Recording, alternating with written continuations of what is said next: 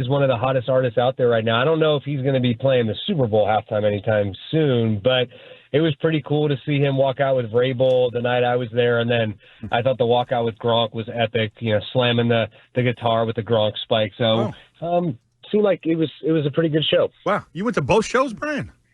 No, I only went to the first night, but I saw my boy Gronk there the second night, and I loved him doing the Gronk spike of the guitar, which is pretty cool. Brian, if you like Morgan Wallen and I like Morgan Wallen, let's not let Ted Johnson try to bully us into thinking he's less than he is. He's a great modern act. It says more about me than the fact that I wouldn't know much about the guy. That it says about. I saw someone reference him as redneck pop music, which kind of makes sense. Yes, I would agree with that. Brian Hoyer. So week one, we were asking Drake Maye and Josh McDaniels. Mac Jones had a good week, though. He did. Yes, he did. And we're going to get into that at some point. But let's stick to Drake Maye for now. Week one, too much on his plate. Doesn't look comfortable. Doesn't look confident. Week two, goes into Miami, tough place to play, gets the win, and has his best game of his young career, looked decisive and confident. Which one was an overreaction? Were we overreacting with the bad? Are we overreacting now with the good? Where do you land on that? I think week one is the overreaction. I mean, look, the reality was, and I said this after the first game, there were a lot of good plays by Drake in that game. He missed the first third down. We talked about it, his feet. I think the one thing that I saw in week two was just his feet underneath him, and it really showed on the play to Mondre that everybody's been talking about. Yeah, it was a great throw, but I think last year in that situation, Drake Maye would have felt that pressure. Instead of stepping up in the pocket and settling and finding the receiver down the field, he would have taken off and ran. And I think that's improvement right there. I thought his feet were very quiet. I thought Josh McDaniels did a tremendous job of getting him in rhythm early with some of these passes we saw on the move.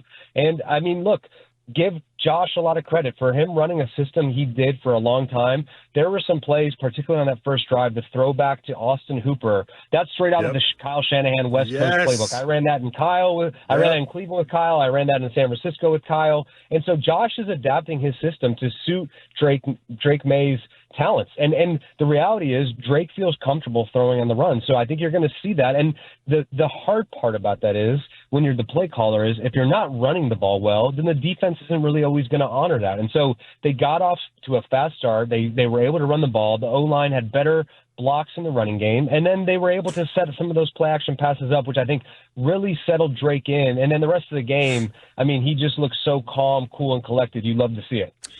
Brian, the game plan I just found interesting. You mentioned that looked like a lot like a Kyle Shanahan, that boot throwback, which was a beautiful play. I love that play. I do. But it felt like there was a lot of other plays that reminded me of, there was a lot of wide zone runs, zone cutbacks. Yep. You mentioned the boot throwback. You had the boots, the waggles. You had, the ball was out fast, Brian. I just the game plan, it looked like I was watching the Rams or the 49ers. And I just wonder, do you think that Josh McDaniels will adjust his coaching style, his philosophies to fit the quarterback? Because he was under the center a lot more in this game than he was in week one. Yep. Do you think Josh will continue down that road, or his ego getting away and he'll stick to what he likes to do?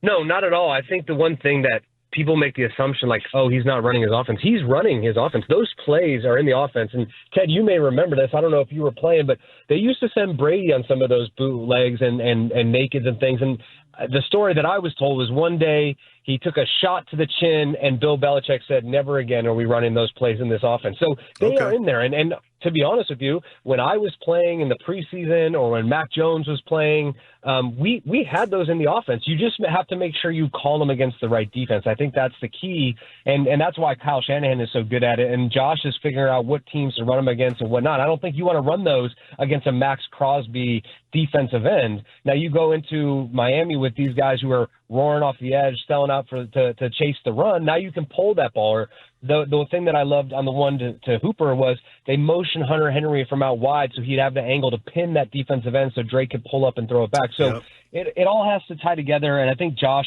it's all there for him. It's just a matter of determining what is my quarterback feeling good with, what are the players feeling good with, and what can we expose the opposing defense with. Look, the Steelers are a totally different scheme than the Miami Dolphins, so we will see them expose them in different ways, especially with the injuries that they're dealing with.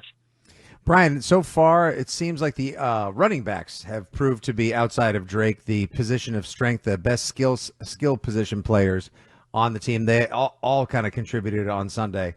Do you think that keeps up that way, or will we possibly see a true wide receiver one on this team emerge? No, I think, look, I think the one thing that I always said in playing in the system is the best way to move the ball down the field is throw to the open guy. Who that is, I don't know. The defense has to tell me, especially when you're playing a team that's going to play zone. I loved seeing Diggs kind of sit, like on that fourth down play. They put him in motion, and he was having that little sit route that we were so familiar with Julian or Dola or Jacoby Myers running. He has a great feel for that. I think you'll start to see him get more of these option routes. I love seeing Mac Hollins get involved. He's gonna be involved because he's in there to help block the down safety in the running game. And so when you do that enough, you're gonna bluff the block on the safety, and you're gonna go out, and that's where the boot touchdown came from. Yeah. So there's a lot of different ways to get these guys involved, and the reality is we don't have a Jamar Chase. Stefon Diggs is pretty good, but I don't think he's going to be, using him in the way that the Bengals use Chase or the way that the Vikings use Justin Jefferson. They're going to use it to expose defenses where they see fit. And I thought the best thing about Drake was he was just throwing to the open guy. You mentioned it, Ted, getting the ball out quick, reading the coverage, getting in a rhythm, feeling comfortable. And I just thought from week 1 to week 2, the settling of his feet in the pocket allowed him to be so accurate. And the one thing I think, too, he did a good job of realizing and feeling the pocket and when to run and when not to run. And I thought that was awesome. The one where he kind of scooted up through the middle, he stepped up, he felt the seas part, and he took off and ran. And so it didn't feel like he looked like he was limiting himself to scrambling. It was just he was letting the defense tell him when it's time to go. Former Patriots quarterback Brian Hoyer here with us on WEEI Afternoons. Brian, you just mentioned Diggs and some of those routes kind of underneath and some of the things we saw Amendola or Edelman do. Is he evolving into that slot guy in Josh's system, and are we seeing maybe Pop Douglas phased out? A lot of us thought that might be Pop Douglas's role, but could that end up being what Steph Diggs grows into? I think there's a common misconception of what that slot role is in the system. And we saw two different slot receivers play at the same time when Amendola and Edelman were playing together. Jacoby Myers was totally different than those two. Yep. Wes Welker was different than a lot of them. In the slot receiver, and the thing that you got to understand is when they do these personnel groupings, everybody's going to get a chance to play that slot receiver role, because one of the beauties of this system is that you can move guys around and you can put them in advantageous looks. So I think what I saw there is just trusting a veteran guy on an option route to make the right decision. And because on that route, you could sit, you can go across, you can come back out. And I felt like Diggs was so decisive. He sat down in the zone. Drake felt it, got him the ball quickly, and moved on. And look, converting that fourth down is what leads to that opening touchdown. So I think you're seeing a veteran receiver take on a role of maybe some of those option routes. It doesn't mean that Pop's not going to be in there to run some of those out-breaking routes, maybe some of those crosses. It's just a different way to use a skill set and a trust with a veteran receiver in Diggs. I always learn something new listening to B. Hoyer. If you want to learn something about football, you'll listen to these hits. Brian, I was looking at your tweet. So you want to find Brian Hoyer on Twitter. It's at bhoyer7 on Twitter. And I'm curious, you said this in your tweet. You said, I love the empowerment of the players. You can see how the guys respond. Big foundational piece laid yesterday, meaning the Sunday game, battling through the adversity to get the win in Miami, which we all know has been hard to do over the years. What do you think that win in Miami does for this team, what it meant for this team when it comes to all aspects, the quarterback, the franchise, and the new head coach?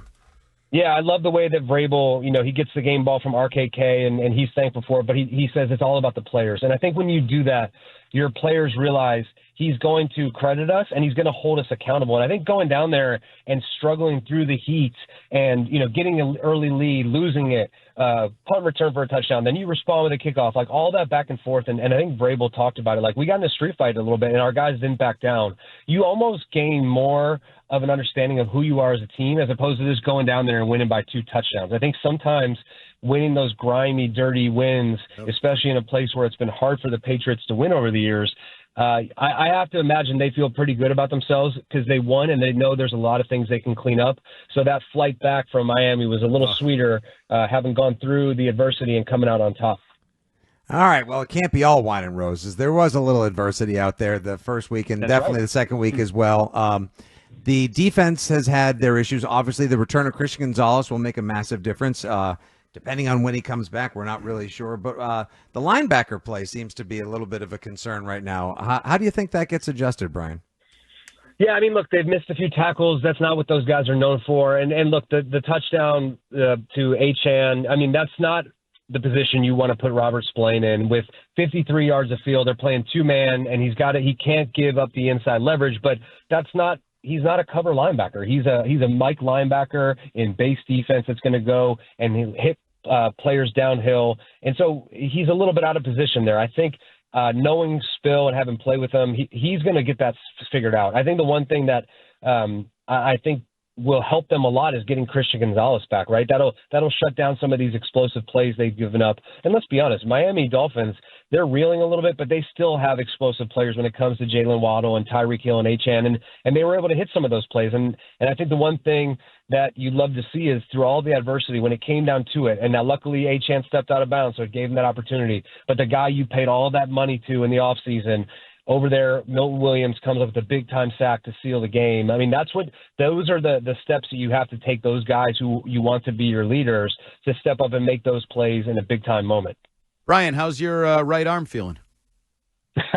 My arm's great. If I take one hit, I crumple like a paper bag. I mean, starters are dropping like flies. You getting any phone calls? Hey, Carson Wentz is still playing, man. I'm too far gone. But it's interesting because I talked about that on Sirius XM radio today. We were just talking about, all these quarterbacks getting hurt. And Ted, you might remember this from your times playing here, but Bill used to say availability is sometimes greater than your ability, because it doesn't matter how good you are if you can't stay out on the field. And I think these quarterbacks have to understand, and I hope this goes along with our young quarterback as well, that having the ability to stay out there is one of the greatest skills you can have. We saw it with Tom Brady for all those years. That's one of the best things you can do, is stay healthy and be out there for your team. And so, look, I hope Drake is learning from past experience. I'm learning from the guys around the league, because Jaden Daniels and J.J. McCarthy, when did they get hurt? When they scrambled. So you got to be smart. You don't want to take the aggressiveness away.